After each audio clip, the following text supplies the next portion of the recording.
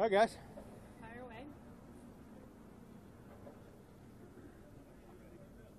When you look back at Sunday, what went wrong?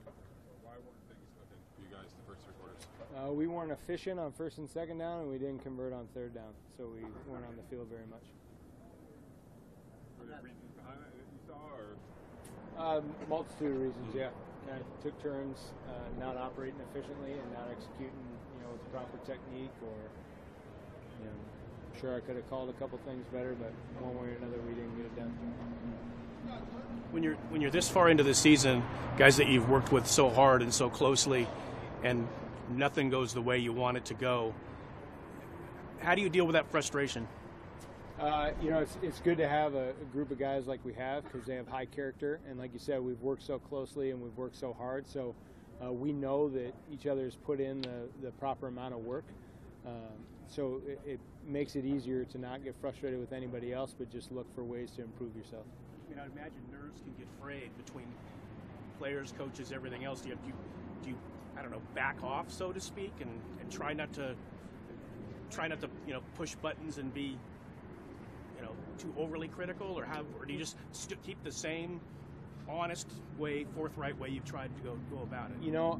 I pride myself on consistency. Whether we have a great day or a terrible day, I want to be the same guy each day for these players, and I expect the same out of them. So while it's okay to be frustrated and disappointed with the way things turned out, you have to carry yourself like a man of character, and we have a lot of those type of men around here. I talked Monday about wanting the offense to let it rip. What does that mean to you? I think it can mean various things, but what it's going to mean for us this Sunday and going forward is we're just going to play with our hair on fire and let it hang out, man. We're going to go out there and play with passion and speed and play fast and enjoy ourselves. Derek seemed, I guess, visibly upset more so than he has this year after Sunday's game. How have you seen him kind of harness that in this week of practice? Well, he's a prideful guy. He works really hard at his craft, so like everybody else, he was disappointed in the results. Obviously it was a big game for us. But the great thing about him is he's such a tireless worker that he came back in ready to move on to Dallas and try to go get a win this Sunday. On that last drive, I think it was 5 out of the first 6 passes were for single-digit yardage. Why did you guys feel that was the way to go in the situation that you were in? Did you see the design of the concepts? There were some routes much further down the field, but they took it away with coverage, and then the completion took them there. So certainly in that type of situation, we're not looking to just nibble and dink and dunk. It was more defensive structure related. When you evaluated the wide receiver play this past Sunday, what was your assessment of the group overall? In spurts, good, kind of fit with everybody else. There's spurts of what we're looking for, and then there were spurts of falling short of that from an execution and technique standpoint. So we just need to keep striving to be consistent. We need to hit our route depths. We need to hit our landmarks horizontally on the field. We need to make plays when we're given the opportunity to make plays. Derek talked about how details, not just on Sunday, but really this entire season, has probably been the underlying reason for the inconsistent execution.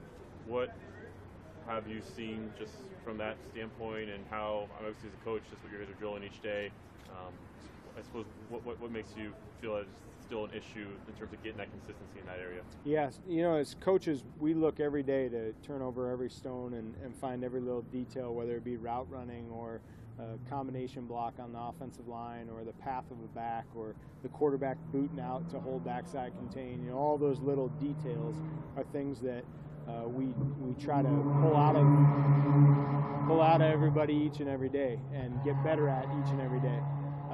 And I think what Derek's alluding to is the feeling that all of us have, is that we can do these little things a little bit better and make a big difference. Coach, going back to the second quarter in Sunday's game, it was a 3rd and 7 situation where Cook ran a post route, and Carr chose to throw it up to Cordell Patterson, who was covered on the play. It looked like Cook was open and the pass was broken up.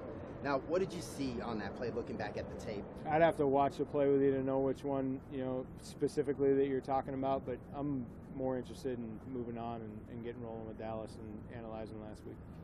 If Amari isn't able to go, how do you measure the impact of his absence? Unfortunately, it's something we've dealt with already this year, and so we have a little bit of a better working understanding of what we're dealing with from a wide receiver group standpoint and who can play where. So we'll be able to mix and match a little bit and try to highlight people's skill sets. Johnny Holton has had some rough moments over the past couple of weeks with the lost fumbles or the balls going off of his hands, but he might be required if Amari can't go. How do you kind of get his mind right, heading into this one? Yeah, I think it all kind of is a great example of how our season's been as an offense. We have flashes of really good production and executing well, and then flashes or spurts where we're, not exactly executing the way we want. Johnny's kind of a microcosm of that.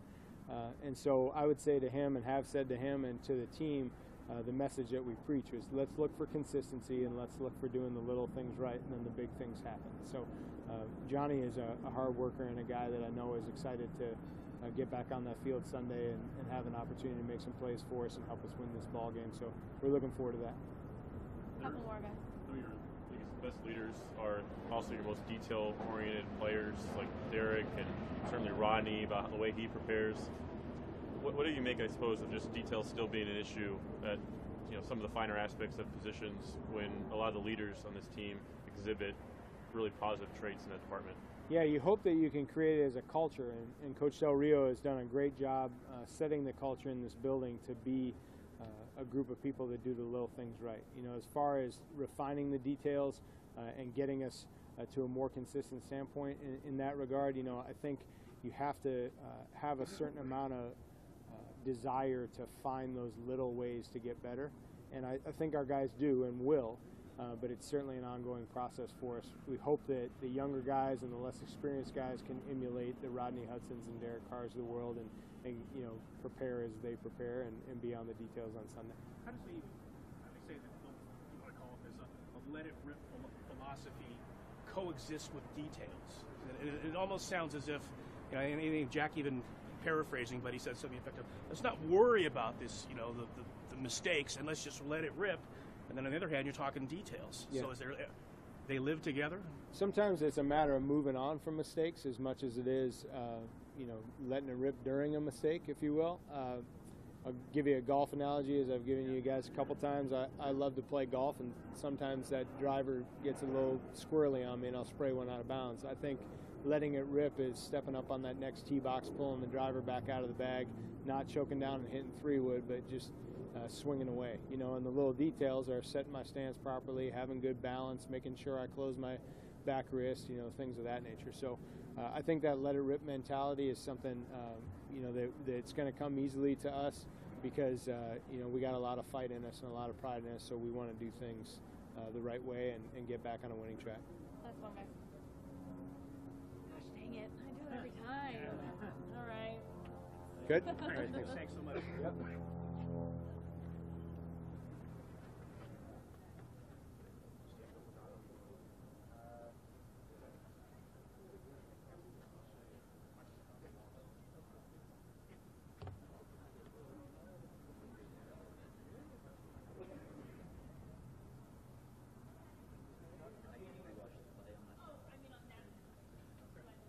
How are we doing, packed house today?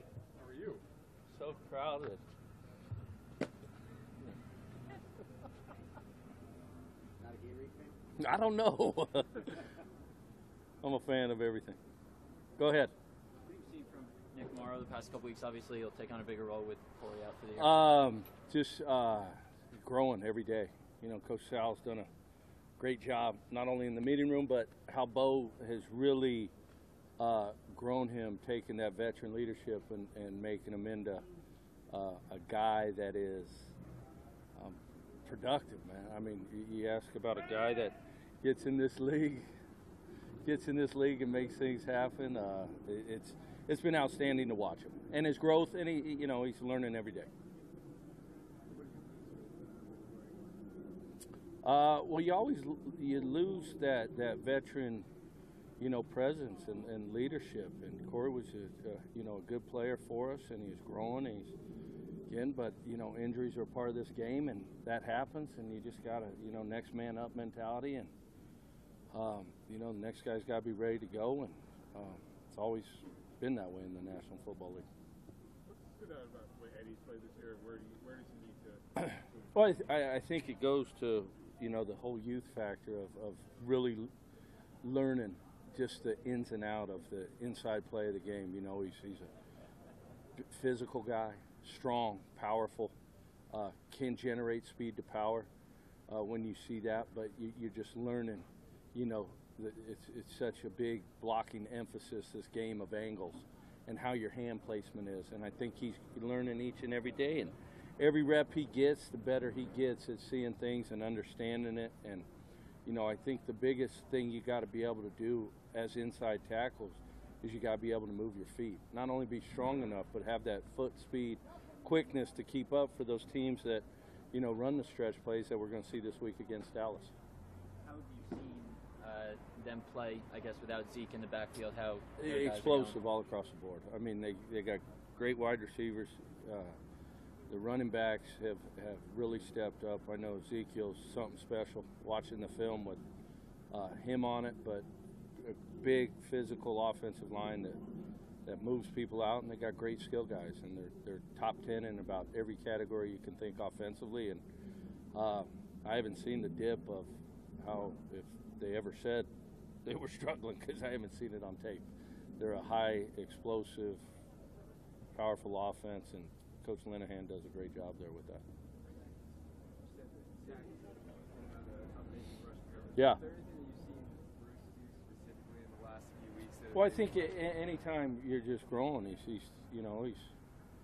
all these guys have been more, you know, focused, the identity that we're trying to create, but the listening to the plan of how we're going to attack these things in the rush game. And that's been good for us, and Bruce and Danico and Khalil and getting those guys, you know, going throughout the four-man rush of truly changing it up and getting them moving around is better for us. But Bruce is doing what we're asking him to do, and he's doing it at a high level right now.